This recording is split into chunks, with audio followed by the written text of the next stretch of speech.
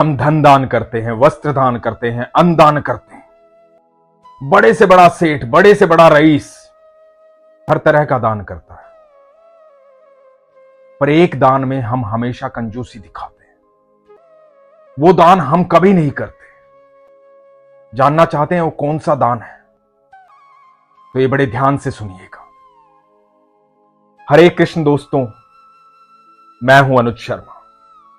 एक बार 4 दोस्त थे, स्कूल में पढ़ते थे। एक दिन प्रोग्राम बनाया कि रेस्टोरेंट चलते हैं, खाना खाएंगे, साथ में मिलके खाना खाएंगे। तो एक रेस्टोरेंट में गए, खाने का ऑर्डर किया, खाना आया। खाना खाते खाते बहुत सारी बातें हुई। जब बहुत सारी बातें हुई तो अचानक से एक बात हुई। बात यह हुई कि अब हमारा स्कूल पूरा होने वाला है, कल अंतिम परीक्षा है। इसके बाद हम आपस में एक फैसला लेते हैं। हमारे जीवन की सफलता असफलता का सफर शुरू होगा। तो हम ये फैसला लेते हैं कि आज के बाद हम 40 साल बाद मिलेंगे। 40 साल तक हम एक दूसरे से मुलाकात नहीं करेंगे। जब हम अपने अपने जीवन में कामयाब हो जाएंगे, अपने अपने जीवन का सफर 40 साल का तय कर चुके होंगे, उसके बाद यहीं इसी होटल में मुलाकात करेंगे। और यह होटल ना हुआ तो इसी जगह मुलाकात करेंगे। और उस साल 40वें साल में जब हम मुलाकात करेंगे तो हम में से जो सबसे देरी से आएगा उसे सारा बिल भुगतान करना पड़ेगा।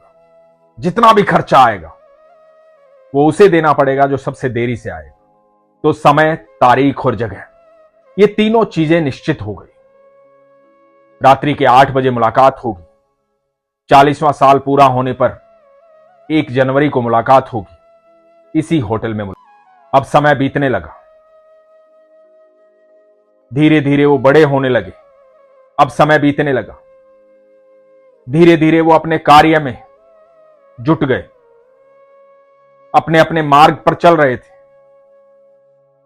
कोई बिजनेसमैन बन रहा था, कोई वकील बन रहा था, कोई जज बन रहा था, कोई अध्यापक बन।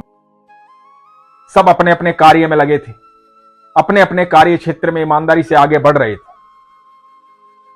समय बीतते बीतते 40 साल बीत गए। 40 साल पहले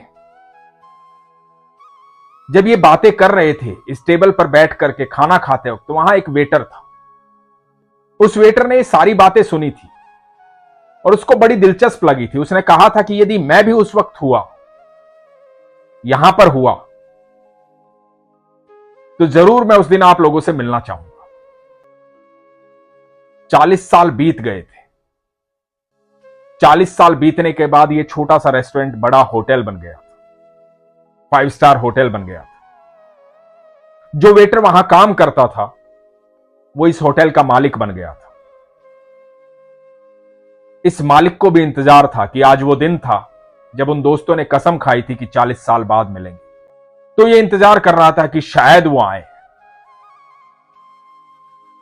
समय हुआ, एक दोस्त आया, दूसरा दोस्त आया, तीसरा दोस्त आया। एक दोस्त नहीं आया। थोड़ा इंतजार करने लगे। ये जो वेटर था, मालिक बन गया था, ये बड़ा खुश था, उनके पास खड़ा था।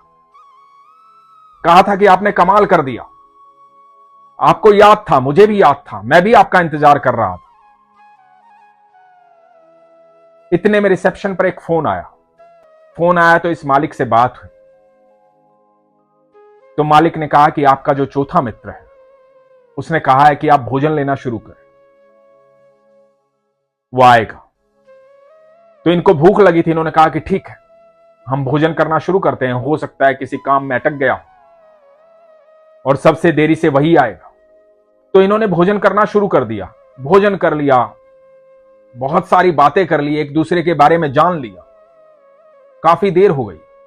जब बिल भरने का समय आया तो इनमें से तीनों ने ही कहा कि लाओ बिल ले आओ, पता नहीं आज आएगा कि नहीं आएगा। तो होटल के मालिक ने कहा कि नहीं, उनका फोन आया है, वो आ रहे हैं और बिल सारा पे हो चुका है, सारा बिल दिया जा चुका है, आपको बिल देने की आवश्यकता नहीं है। उन्होंने कहा कि ठीक है, थोड़ी देर और इंतजार किया। अब इनको लगा कि शायद वो नहीं आएगा और ये जाने लगे। जैसे ही जाने लगे, होटल के गेट से बाहर निकल रहे थे तो देखा शहर के कलेक्टर की गाड़ी आकर के रुकी। कलेक्टर नीचे उतरा, उसने आकर के इन तीनों के पैर छुए, कहा कि अंकल नमस्ते। ये तीनों हैरान थे कि ये कौन है, शहर का कलेक्टर है, हमारे पैर क्यों छू रहा है। तो उस कलेक्टर ने कहा कि मैं आपके मित्र का बेटा हूं, उन्होंने मुझे कहा था कि तू थोड़ा देरी से जाना। आज की तारीख और समय मुझे पता था, जगह भी मुझे पता थी। आपके मित्र अब इस दुनिया में नहीं है। 2 महीने पहले ही कैंसर से उनकी मृत्यु हो गई। उन्हें आज के दिन का बहुत इंतजार था, दिल से इंतजार था। मुझे बचपन से आप लोगों के बारे में बताते आए थे और कहते आए थे कि देखना हम मिलेंगे, हम सब मिलेंगे और मैं बिल नहीं दूंगा। जो देरी से आएगा वो बिल देगा, मैं तो पहले ही पहुंच जाऊंगा। लेकिन जब उनके जाने का समय नजदीक आया तो उन्होंने कहा, बेटा बिल तुम ही भरना, क्योंकि मुझे सबसे ज्यादा देरी हो गई है, मैं नहीं पहुंच पाऊंगा। तो उस समय जाना जब वो सब भोजन कर चुके हो। तो मेरे पिता का आदेश था, मैं इसलिए अब यहां आया हूं। तीनों ही दोस्तों को बड़ा दुख हुआ। दुख दोस्त की मृत्यु का तो हुआ ही, साथ में यह दुख हुआ कि 40 साल तक मिले क्यों नहीं। इतने गहरे दोस्त थे, क्यों ऐसी शर्त रखी कि 40 साल एक दूसरे का इंतजार करना पड़ा। क्या फायदा ऐसी शर्त का। क्यों ऐसी जिद मन में रखी कि 40 साल एक दूसरे का इंतजार करना पड़ा। दोस्तों, हम सब आपस में जिद बनाए हुए, हम वर्षों वर्षों तक अपने रिश्तेदारों से नहीं मिलते, दोस्तों से नहीं मिलते, अपने परिवार से नहीं मिलते, दूर दराज के क्षेत्र में काम करने चले गए हैं, माता पिता से नहीं मिलते। जब बरसों बाद लौट कर जाते हैं तो माता पिता वृद्ध हो चुके होते, बूढ़े हो चुके होते। जब वो दुनिया से चले जाते हैं तो इस बात का अफसोस होता है कि हमने अपने जीवन में उन्हें समय क्यों नहीं दिया। जब कोई मित्र दुनिया से चला जाता है तो इस बात का अफसोस होता है कि हमने उन्हें समय क्यों नहीं दिया। हम काम में इतने व्यस्त हो गए, अपनी जरूरतें पूरे करने में, इच्छाएं पूरी करने में इतने व्यस्त हो गए कि हमारे सामने एक दूसरे की कोई कीमत नहीं रही है। बाकी सब चीजें कीमती हो गई। हमारे पास बहुत धन हो सकता है, ऐशो आराम हो सकता है, गाड़ी बंगले हो सकते हैं, लेकिन यदि प्रेम नहीं है तो कुछ भी नहीं है। यदि हमने जीवन में वो 4 कंधे नहीं कमाए जो हमें कंधा देंगे, तो हमने जीवन में कुछ नहीं कमाया। ईश्वर कहते हैं, मैं सबके भीतर समाहित हूं, तू सबके भीतर मुझे देख। हम इस धरती पर इसलिए आए हैं ताकि एक दूसरे से प्रेम कर सके, एक दूसरे को सुख दे सके, आनंद दे सके, खुद खुश रह सके, सुखी रह सके, प्रसन्न रह सके। ये सफर है दोस्तों, एक दिन सबका पूरा हो जाएगा। पैसा होते हुए आप दान कर दोगे, अन्नदान, फलदान, वस्त्रदान, हर तरह का दान कर दोगे, लेकिन एक दान को हमेशा भूल जाओगे जो सबसे जरूरी है और सबके लिए जरूरी है, वो है वक्त दान। एक दूसरे को वक्त देना सीखो। एक दूसरे को वक्त देना अति आवश्यक है।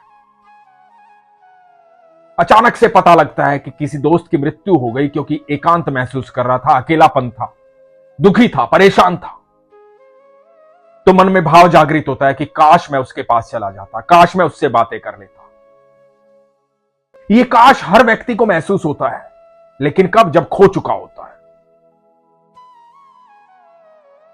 इसे खोना नहीं है, हमें एक दूसरे के भीतर ईश्वर को महसूस करना है।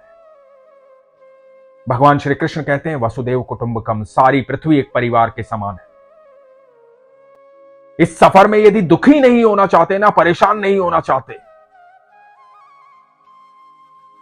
तो एक दूसरे को कमाओ, वो पैसे से, धन से ज्यादा जरूरी है। जब आपकी मूलभूत आवश्यकताएं पूरी हो जाएं तो दूसरों की मूलभूत आवश्यकताएं पूरी करने में विश्वास रखो, उनका सहयोग करो। आप जो बांटोगे वो कई गुना होकर के आपको मिलेगा। इसलिए प्रेम बांटो, एक दूसरे के अंदर विश्वास बांटो।